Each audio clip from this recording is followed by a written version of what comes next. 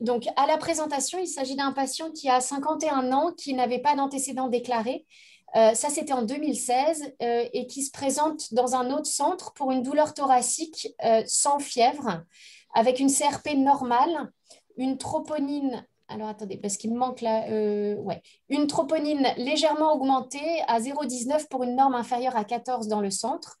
Un électrocardiogramme qui est présenté là avec donc un rythme qui est sinusal, un espace PR aux alentours de 220-240 millisecondes et un bloc de branche gauche quasi complet. Qui se voit faire une échographie cardiaque qui retrouve une FEVG qui est préservée. Une FEVG préservée, une hypertrophie. Il est retrouvé une hypertrophie concentrique à environ 16 mm, une fonction diastolique normale, pas de valvulopathie et péricarde sec. Il a initialement une coronarographie qui est normale et puis il finit par rentrer chez lui parce qu'on ne retrouve pas d'argument cardiaque vraiment très précis pour la douleur. Il est quand même sorti sous ramipril dans l'hypothèse d'une éventuelle hypertension qui pourrait expliquer l'hypertrophie ventriculaire gauche. Il revient 8 mois plus tard avec un nouvel épisode de douleur thoracique avec une troponine qui reste augmentée, faiblement augmentée, à 0,41 pour une norme inférieure à 0,14. Une CRP qui est à 84 milligrammes par litre, mais cela s'inscrivait à l'époque dans un contexte de spondylodicite avec des germes retrouvés à la biopsie vertébrale. Et durant l'hospitalisation pour cette spondylodicite, il a une première IRM cardiaque qui retrouve donc des paramètres que je vais vous décrire. Alors, je vais pas mal passer du temps sur la description des différentes IRM que ce patient a eues parce que c'est ça qu'on a trouvé intéressant dans ce cas-là. Donc, je vais vous parler tout d'abord donc, de deux endroits, donc de la paroi inféro-latérobasale et de la paroi septale. Au niveau de la paroi inféro-basale, on retrouve du rehaussement tardif. On a un T1 de mapping natif qui est au normal au niveau latérobasal à 946, peut-être un tout petit peu abaissé, mais considéré comme normal par nos radiologues.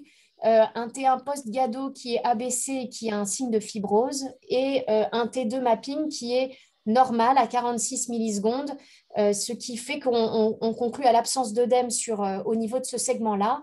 Et puis, il y a quelque chose qui fait tiquer le radiologue, c'est au niveau de la paroi septale. Le T1 natif est diminué à 876 et il nous rend dans le compte-rendu que cela est évocateur d'une maladie de Fabry. Je vous parlerai de la maladie de Fabry de ce monsieur plus tard. Je continue la présentation du cas.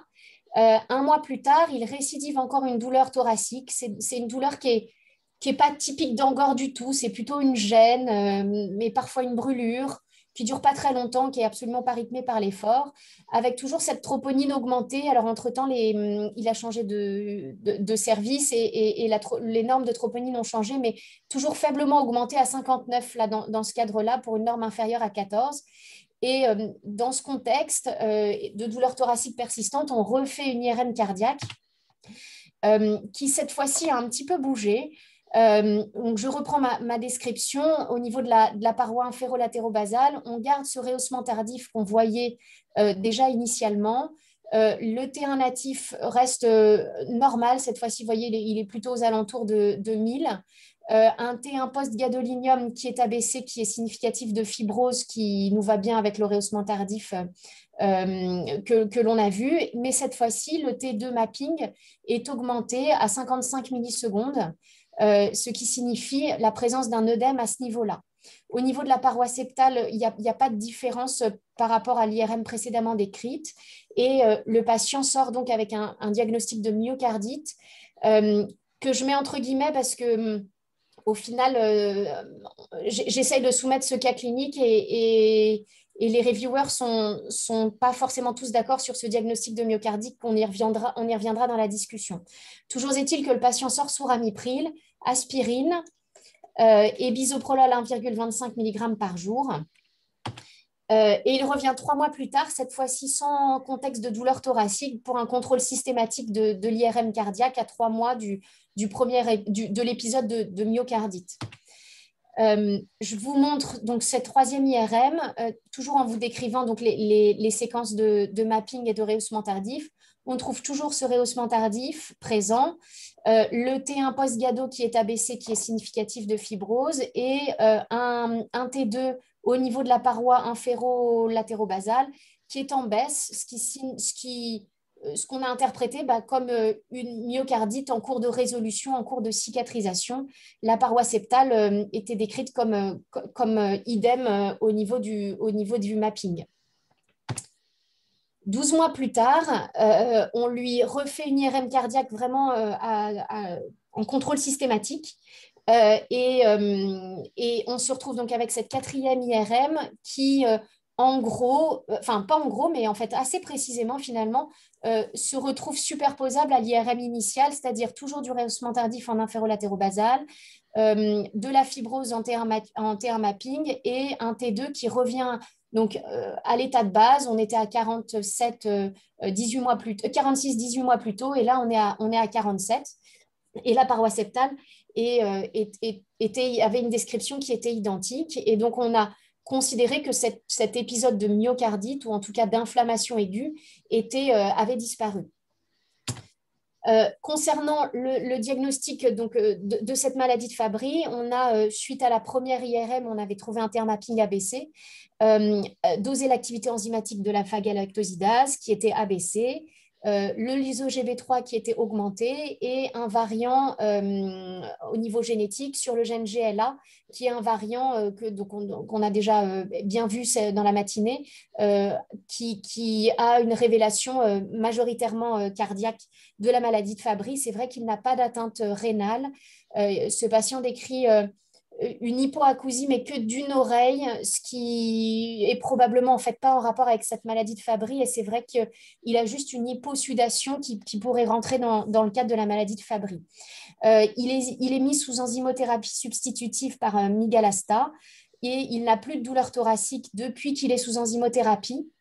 Et on lui réalise encore une IRM cardiaque dans le cadre du suivi, et puis c'est vrai un petit peu par curiosité pour voir comment évolue cet œdème et comment évolue cette inflammation. Et on se retrouve à une IRM cardiaque qui est parfaitement stable, c'est-à-dire vraiment équivalente à celle qu'on a eue au début ou celle qu'on a eue à la fin. Je trouvais ce cas clinique assez intéressant parce que il a pu montrer et contrairement à d'autres études, une évolution sur 18 mois, voire un peu plus, de ce patient, et une évolution de l'inflammation qui a été présente à un moment donné à un niveau un peu aigu sur 3 mois, 6 mois, et puis qui est revenu à la normale par la suite. Et cela a correspondu à peu près. C'est pas forcément très simple de rapprocher la clinique avec les images, mais cela a correspondu à peu près à des épisodes de douleur thoracique qu'il n'a plus actuellement. En revanche, chez ce monsieur, on a régulièrement dosé la troponine, et elle est toujours restée un petit peu augmentée. Il y a, par exemple, actuellement, malgré une IRM qui est revenue à l'état antérieur, une troponine toujours un petit peu augmentée qui témoigne quand même d'une activité au niveau du myocarde. Alors, d'où vient cette inflammation dans la maladie de Fabry? C'est quelque chose qui est connu depuis 5 ans à peu près, dans ce que j'ai vu dans la littérature, et on peut éventuellement l'expliquer par l'accumulation des sphingolipides qui peut générer une réponse pro-inflammatoire. Et c'est vrai qu'on a une étude datant de 2018 qui s'est penchée sur 78 cas de maladie de Fabry et qui a réalisé une biopsie endomyocardique systématique chez tous ces gens-là, et qui retrouve une myocardite au moins au niveau histologique dans 56% des cas, sachant que la myocardite était définie au niveau histologique par cette définition dans l'étude, c'est-à-dire la présence de lymphocytes T CD3 à plus de 7 par millimètre carré, et la présence de nécrose au niveau des cardiomyocytes qui étaient chargés en sphingolipides. Dans cette même étude sur ces 78 cas de Fabry, on trouvait également de l'œdème au niveau de l'IRM cardiaque dans 31% des cas, sachant que l'œdème était défini pas tout à fait comme nous on l'a défini, c'est-à-dire un ratio entre le T2 mapping au niveau du myocarde et le T2 sur un muscle strié standard à plus de 1,9. Bon, alors notre patient, est-ce qu'au final, il a fait une myocardite? Ou est-ce que c'est juste finalement l'évolution un peu naturelle, un petit peu normale de cette maladie de Fabry qui crée de l'inflammation?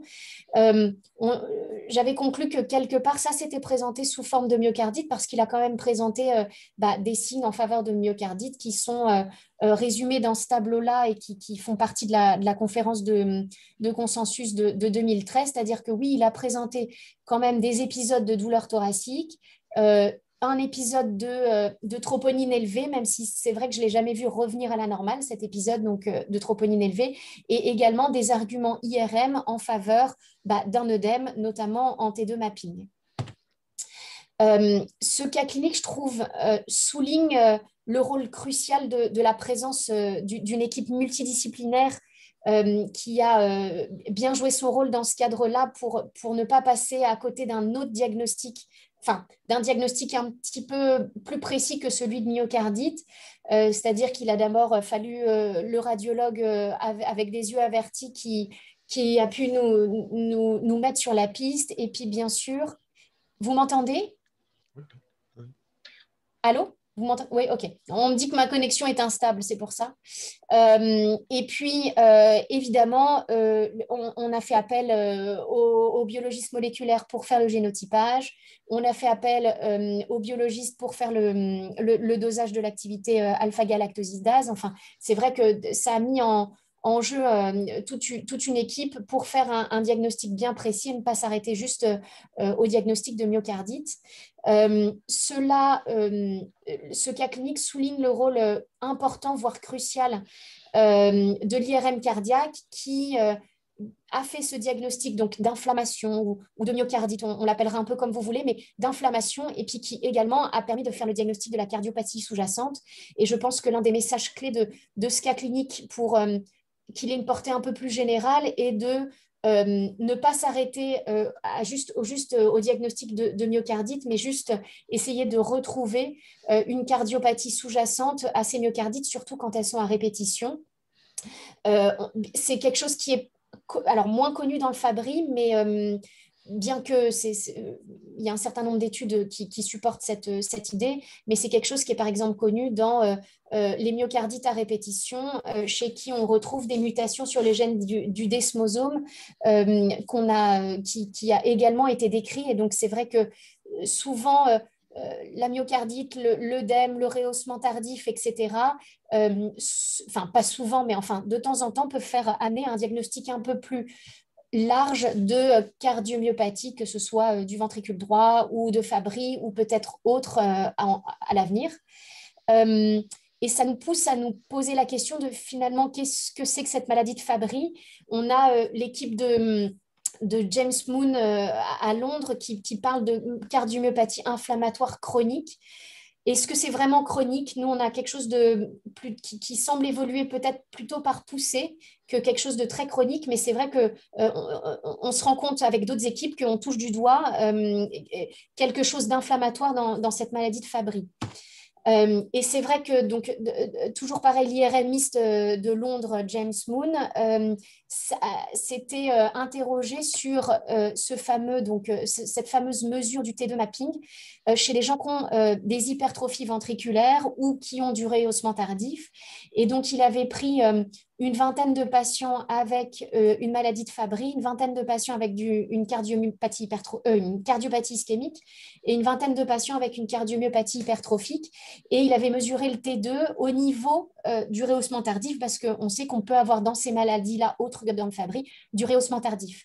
Et il avait montré que, alors tout ça c'est préliminaire, c'est sur peu de patients, mais que quand même en moyenne et de façon significative, on se retrouvait avec de l'œdème au niveau du rehaussement tardif dans la maladie de Fabry, alors qu'on n'en avait pas du tout ou peu dans les autres rehaussements tardifs liés à d'autres types de cardiopathie ou cardiomyopathie.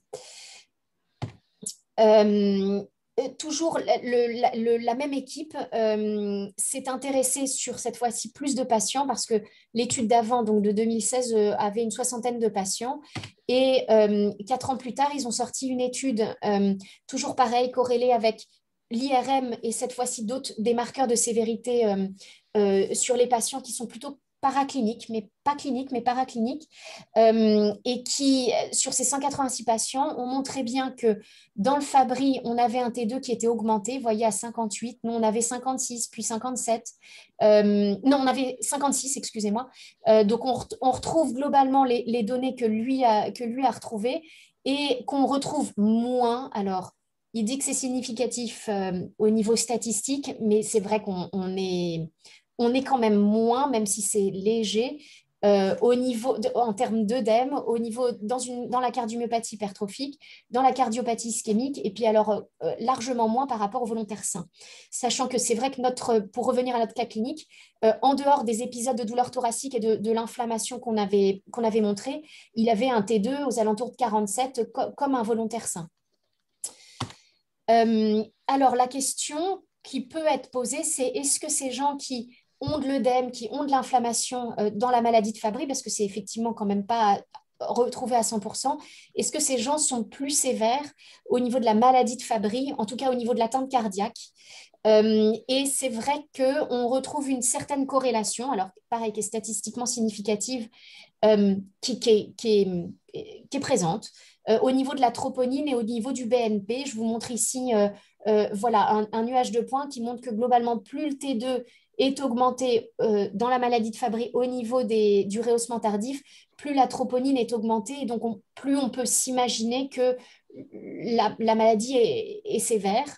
On a également retrouvé des ECG plutôt anormaux chez ces gens-là qui ont de l'œdème, avec, comme notre patient, un bloc de branche gauche, un PR long et des ondes T négatives. Donc, c'est vrai que c'est quelque chose qui a été retrouvé.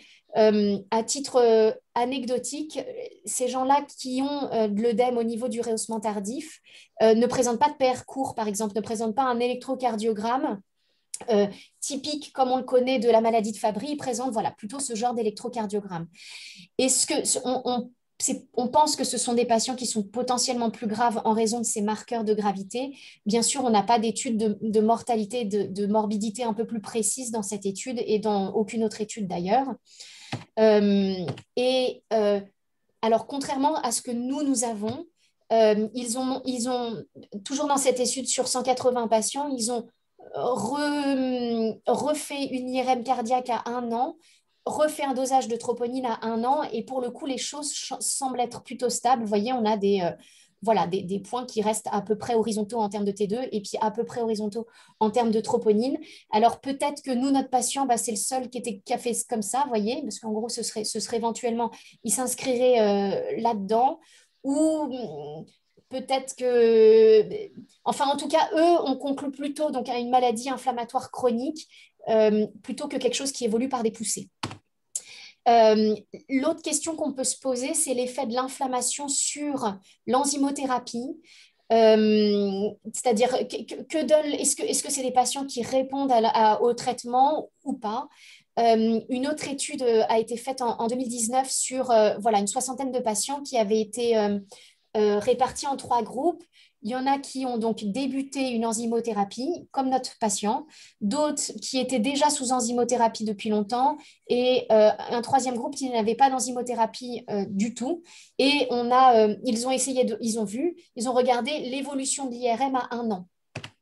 Et il s'est trouvé que, pareil, pas tout à fait comme ce que nous on a trouvé, l'enzymothérapie, donc dans le groupe qui avait débuté, dans le groupe enzymothérapie qui venait d'être débuté, donc des gens qui venaient d'être mis sous traitement, voilà, pour être plus clair. Dans le groupe des gens qui avaient été mis sous traitement, on retrouve une diminution de la masse VG, une augmentation du T1 quand même, mais en revanche, pas d'effet sur le rehaussement tardif et pas d'effet sur l'inflammation. C'est-à-dire que l'œdème, manifestement chez eux, restait le même. Chez ces patients, restait le même. On parle encore une fois d'un groupe d'une vingtaine de patients. Au total, il se passe quelque chose d'inflammatoire dans la maladie de Fabry, qui est une notion qui est connue depuis pas si longtemps que ça et qui est présente de façon quand même de façon assez prépondérante, entre 30 et 50% des cas. Ça dépend de la définition de l'inflammation, ça dépend voilà, est-ce que c'est clinique, est-ce que c'est biologique, etc. Je rappelle que peut-être, alors que la maladie de Fabry peut peut-être se manifester sous forme de myocardite ou de pseudomyocardite, enfin, en tout cas, voilà, d'œdème au niveau du rehaussement tardif et de troponine augmentée et de douleur thoracique. Est-ce que cette inflammation, c'est quelque chose de chronique qui identifie des patients plus sévères ou est-ce que c'est plutôt aigu comme on vient de le présenter? Ça, c'est pour l'instant un peu tôt pour le dire. Il apparaît que ce sont des patients qui semblent être plus sévères, en tout cas avec une atteinte cardiaque plus sévère, avec un effet sur l'enzymothérapie qui reste à investiguer et qui reste à étudier.